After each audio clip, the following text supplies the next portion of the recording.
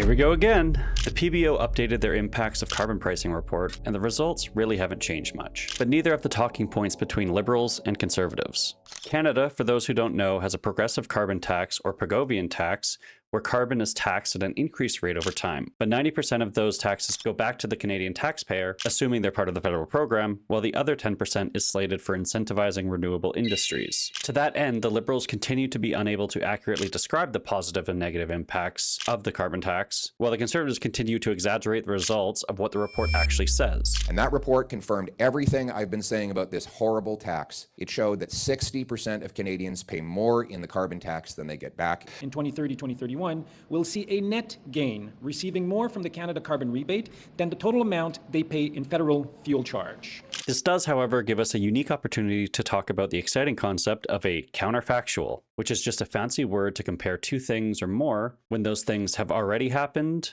or are happening. But first, an overview of what the data actually shows. When looking at the carbon tax alone, Canadians get more back than they put in. In fact, 80% do. This is a no-brainer, since carbon emissions are left skewed. It just means that rather than a normal distribution of CO2 emissions, the richest people disproportionately consume CO2, so they pay the most. This is how we can all pay the same marginal cost, but over 80% of Canadians will get more back in the form of rebates. But when you include the fact that oil-related stock portfolios will go down, people in the oil and gas industry may get laid off, and other negative impacts, then the data shows that everyone but the lowest quintile is worse off. It doesn't, however, include technological developments or the negative impacts of climate change.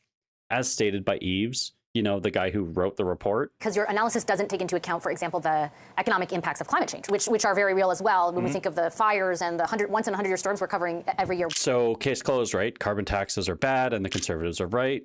Well, not exactly. This is where the counterfactual comes into play. The PBO report is specifically showing the cost of carbon taxes against basically nothing. And it specifically states not to see the carbon tax as a harm, but rather a benchmark to measure other tools against. Before we get into that, we need to know how much the carbon tax costs. In 2023, the carbon tax was only about $65 per ton, and Canada generated 7.6 billion CAD from it. However, we produce around 7 million metric tons of CO2. But $65 a ton, you'd expect about $46 billion in revenue from the tax. But that's not what we're seeing, and this is largely because of the massive carve-outs that different industries get from the carbon tax. But overall, this means the actual carbon tax is closer to 20% of whatever the headline number is. So in this case, $65 per ton is actually $13 per ton overall. It's much easier to show this phenomenon with a graph. By applying the carbon tax to it, we would see a net drain on the Canadian economy. However, if we look at it from the counterfactual perspective, using the data from the PBO references, you can see the net drain on the economy is actually higher from climate change rather than from carbon taxes. Even if we assumed the full carbon tax was getting paid by all industries, then the overall cost would still be massively exceeded by climate change. It's essentially the area under these curves. But that's without mentioning that you get back 90% of the carbon tax, so the results are even smaller than the original case that I showed. Regardless, this is why counterfactuals are important. Yes, carbon taxes will hurt the Canadian economy, but not nearly as much as climate change. Maybe you don't like the numbers I showed or the climate modeling analysis, and that's fine.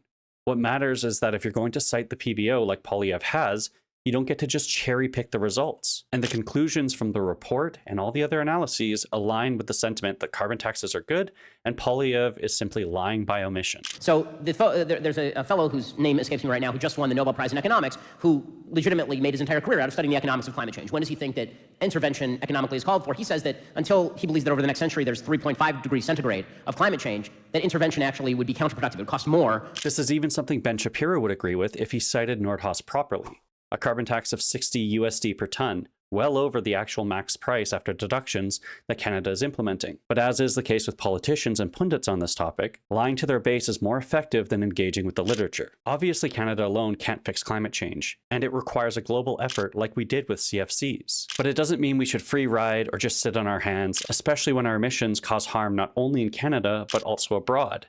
It doesn't look great on the world stage to say, hey, we don't care about you. In fact, our actions are directly harmful to you. And given that countries all over the world are implementing carbon prices, it's in our best interest as well to levy them. Even China levies a carbon tax of $13 per ton, covering 30 to 50% of their emissions, along with many US states. If you don't think that we should pay more now, then tell that to your kids. Say, hey, I'd rather pay a little bit less now so you can pay 10 times as much in the future.